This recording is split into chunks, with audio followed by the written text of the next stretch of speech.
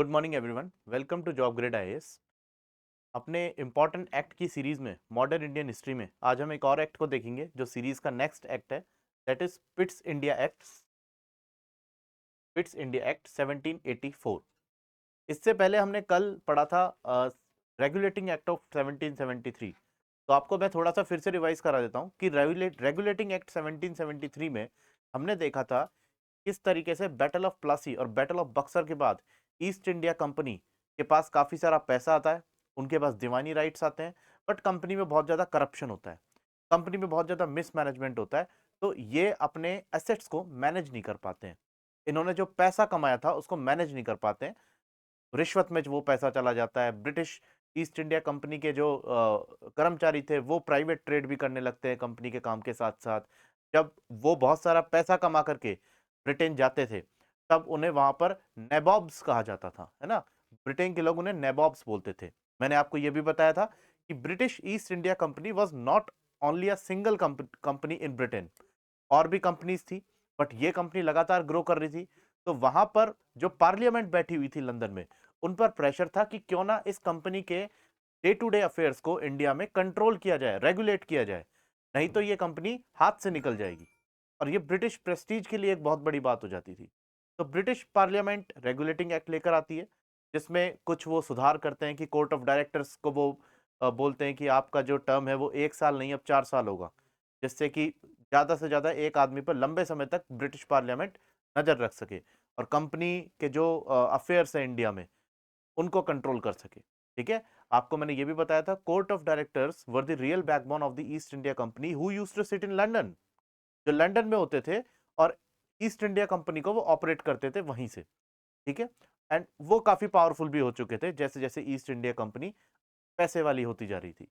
तो यहां पर उस एक्ट में कुछ शॉर्ट कमिंग्स रह जाती हैं, जैसे कि गवर्नर जनरल के एग्जीक्यूटिव काउंसिल में कुछ कमी रहती है, कोर्ट ऑफ डायरेक्टर्स में कुछ कमी रहती है, कुछ कमी ये रहती है कि ईस्ट इंडिया कंपनी ने जो इलाके जीते हैं उनका क्या करना है। तो उनको पूरा करने के लिए पिट्स India act of 1784 British parliament लेकर आती है। इसका नाम पिट्स इंडिया एक्ट क्यों था? बिकॉज ये ब्रिटिश पीएम थे उस समय। Pitts was William Pitts junior was the British PM in 1784, उनके नाम पर ये एक्ट आता है। अब देखेंगे इस एक्ट के क्या सेलिएंट फीचर्स थे। तो पहला फीचर था कि आप बनाएंगे एक board of control, board of control. ठीक है। आप इन टर्म्स में कंफ्यूज कभी भी मत होना कि एक तो होता है बोर्ड ऑफ कंट्रोल और एक था पहले से ही बोर्ड ऑफ डायरेक्टर्स। ठीक है। मैंने आपको बताया था कोर्ट ऑफ डायरेक्टर जो थे वो अथॉरिटी थी ईस्ट इंडिया कंपनी की। किसकी अथॉरिटी थी? ईस्ट इंडिया कंपनी की। मैं दोबारा इसको लिख देता हूं, एक minute.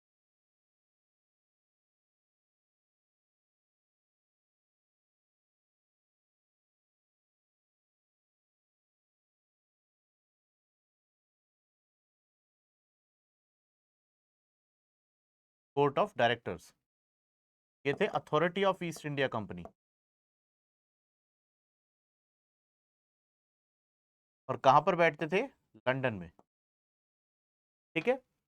Now this board of control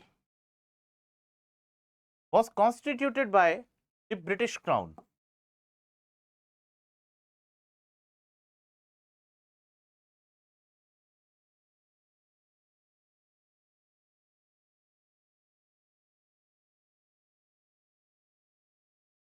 ठीक है। ब्रिटिश क्राउन ऑर्डर देता है ब्रिटिश पार्लियामेंट को कि बोर्ड ऑफ कंट्रोल बनाओ। अब दोनों में डिफरेंस क्या हो जाएगा कि कोर्ट ऑफ डायरेक्टर्स जो हैं वो केवल और केवल कमर्शियल काम देखेंगे कंपनी का।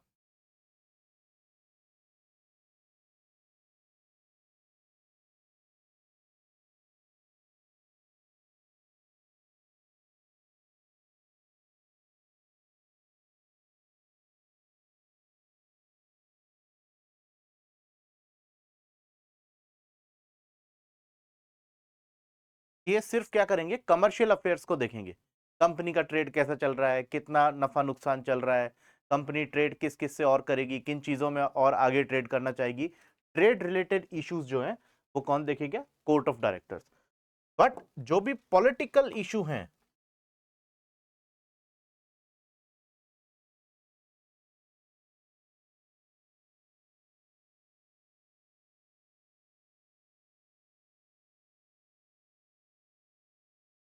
वो कौन देखेगा, बोर्ड ऑफ कंट्रोल। तो you can see the difference कि court of directors were the backbone of the East India company, they were the officials, higher officials of the East India company who used to sit in London.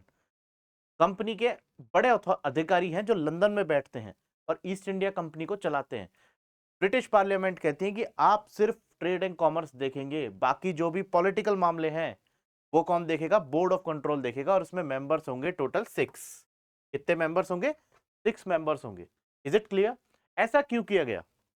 ऐसा इसलिए किया गया क्योंकि court of directors पहले एक ही authority थी जो east India company को चला रही थी। वॉरेन हेस्टिंग्स जो थे वो गवर्नर जनरल बनते आपके 1773 रेगुलेटिंग एक्ट में, मैंने आपको बताया था।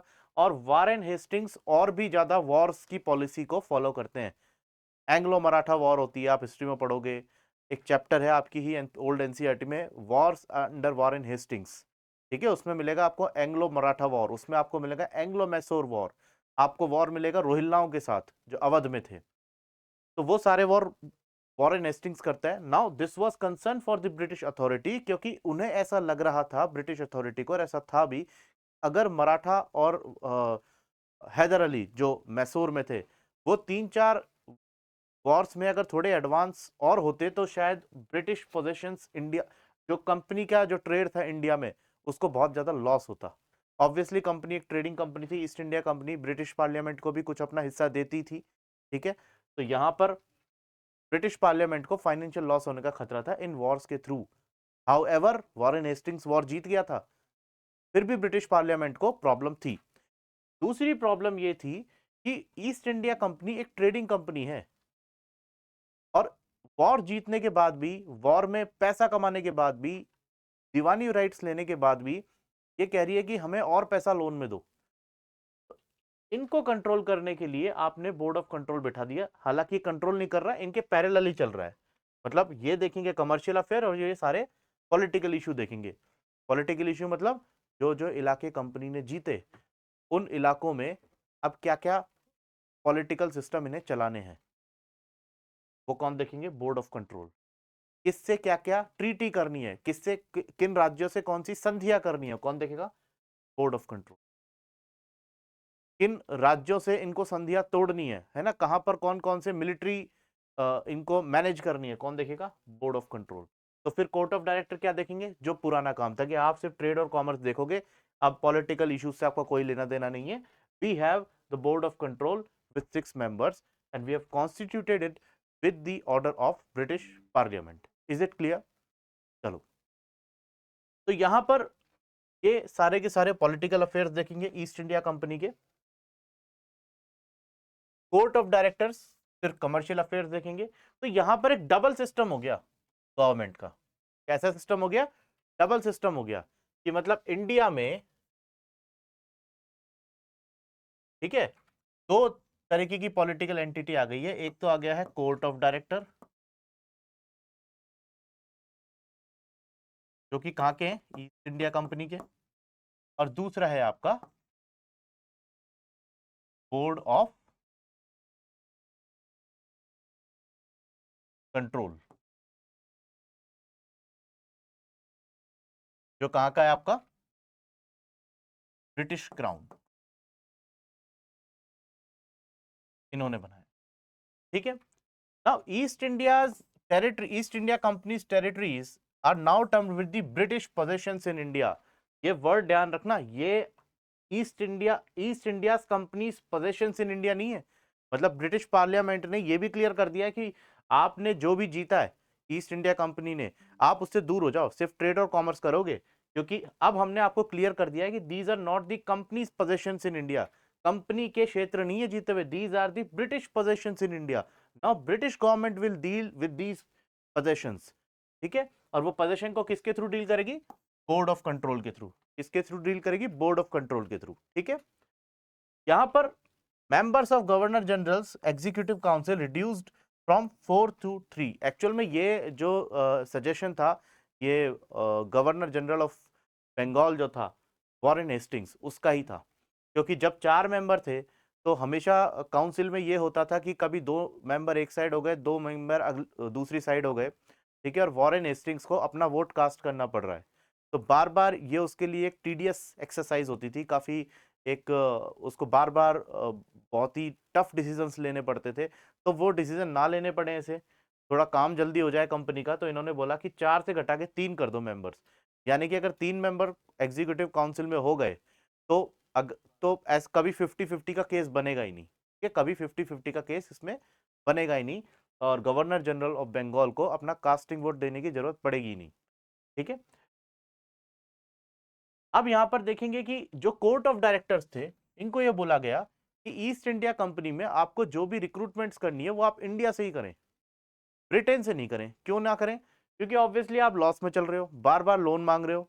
अगर आप ब्रिटेन में रिक्रूटमेंट करोगे, उन लोगों को ट्रेंड करोगे और फिर आप उन लोगों को जहाज में बिठाकर इंडिया भेजोगे, तो आपका ही खर्चा ज्यादा आएगा। इट्स बेटर कि आप इंडिया से ही आप रिक्रूटमेंट कर लीजिए। ठीक है, ऐसा नहीं था कि कुछ बहुत कम लोग जो थे ब्रिटेन के इंडिया में आए थे। Significant number of British people were now present in India. ठीक है, तो उन्हीं में से ही आप रिक्रूटमेंट करें। ठीक है, अभी तक मैंने ये नहीं बोला है कि आप इंडियंस को भी ले लो। ठीक है, क्योंकि जो रिक्रूटमेंट हो रही है ईस्ट इंडिया कंपनी में, चाहे ऑफिसर्स वगैरह की जो हो रही है, उसमें Indians were not eligible at this point of time. Now jurisdiction of supreme court got limited to the british subjects only। मैंने आपको बताया था कि जो सुप्रीम कोर्ट जो आया था वो आया था 1773 के रेगुलेटिंग एक्ट के under.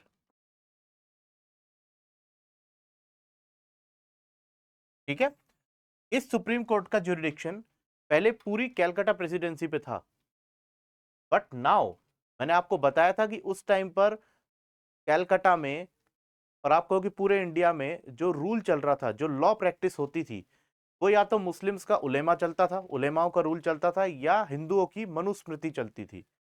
Now British are the foreigners, इनको ये सब समझ नहीं आता है, तो ये काफी मैसी हो गया था उनके लिए। तो यहां पर इस एक्ट ने क्लियर कर दिया कि केवल और केवल जो ब्रिटिश सब्जेक्ट्स हैं उनको ही सुप्रीम कोर्ट देखेगा। ठीक है, यहां पर एक प्रोविजन और बनाया कि गवर्नर जनरल जो था वो ब्रिटिश पार्लियामेंट की परमिशन के बिना अब कोई भी वॉर डिक्लेयर नहीं कर सकता। आपने देखा होगा when you will study the Wars under Warren Hastings, तो अपने ही मर्जी से वॉरेन हेस्टिंग्स अपने ही कंपनी के लोगों की सलाह पर, ईस्ट इंडिया कंपनी के लोगों की सलाह पर वॉर डिक्लेयर कर रहे हैं। कभी मराठाओं से वो वॉर कर रहे हैं, कभी वो हैदर अली से लड़ाई कर रहा है, कभी वो आपके रोहिल्लाओं से वो लड़ाई कर रहे हैं। तो यहाँ पर ब्रिटिश पार्लियामेंट ने क्लियर कर दिया था कि you can not fight Wars without the prior permission of the British parliament. मतलब वॉर आप कर रहे हो, किसी चीज को जीत रहे हो, किसी चीज को हार रहे हो, लेट अस सपोज आप जीत गए, तो ऑब्वियसली आपकी वो टेरिटरी हो गई। और यहाँ पर एक्ट में पहले ही क्लियर था कि अब जो भी ब्रिटिश, जो भी कंपनी के पोजेशंस होंगे, मेरे वर्ड्स को आप थोड़ा सा फॉलो करना, जो भी ब्रिटिश पोजेशंस होंगे या फिर और जो ब्रिटिश पोजेशंस पहले हैं, जो कंपनी के जो पोजेशंस है, वो ब्रिटिश पोजेशंस माने जाएंगे। मतलब पहले जो तुमने जीता वो भी अब ब्रिटिश क्राउन के अंडर में है, आगे भी जो होगा वो भी अब ब्रिटिश क्राउन के अंडर में ही होगा, और उसके लिए हमारी परमिशन की गवर्नर जनरल को जरूरत पड़ेगी।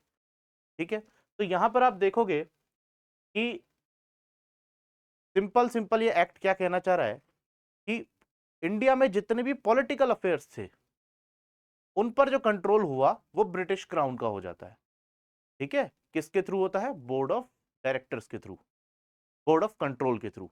ठीक है, और दूसरा जो कमर्शियल एक्टिविटी होती है वो कंपनी के पास ही रहती है। In case somebody ask you, क्या 1784 के पिट्स इंडिया एक्ट ने कंपनी की कमर्शियल मोनोपोली को अपने हाथों में लिया था? Answer is no, commercial monopoly इनके पास ही थी, बट जो politics East India company India में कर रही थी उस पर पूरी की तरह ब्रिटिश क्राउन ने ग्रिप ले ली अपनी।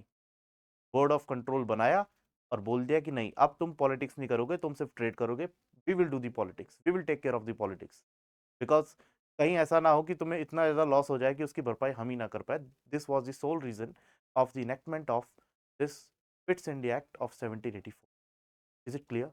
I hope कि आपको ये एक्ट क्लियर हुआ होगा। आप एक बार अपनी जो टेक्स्ट बुक है जहाँ से भी आप पढ़ रहे हैं उसको और भी अच्छे तरीके से आप देख लेना, आपको अच्छे से समझ में आ जाएगा। ठीक है, एक्ट को हम एक एक करके आराम से धीरे धीरे कवर करेंगे, जितने भी एक्ट्स ब्रिटिश ने बनाए थे। आप बने रहिए। Subscribe to Job Grade IAS and stay tuned. Thank you.